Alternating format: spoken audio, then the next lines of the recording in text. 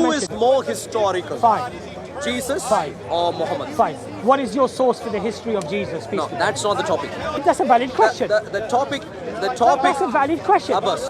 Where do you get the information about the historical Jesus? Cool.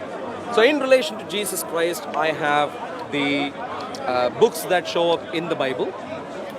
These are demonstrably first century documents.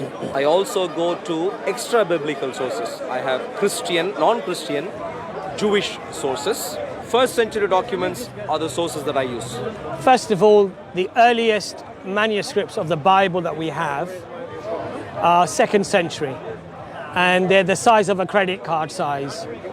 The first complete Bible we have is 4th century, which is different to the Bible that we have today. You mentioned that those are biblical sources.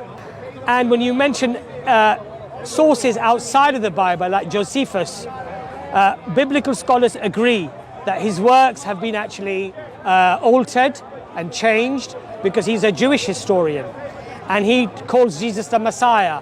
And they said this is not something that he would have done. So this is Christians who are adding in afterwards. In other words, what you're actually showing me is people believe certain things in the future which they have added in to the scriptures to confirm their beliefs, rather than the scripture guiding them to believe those things about Jesus.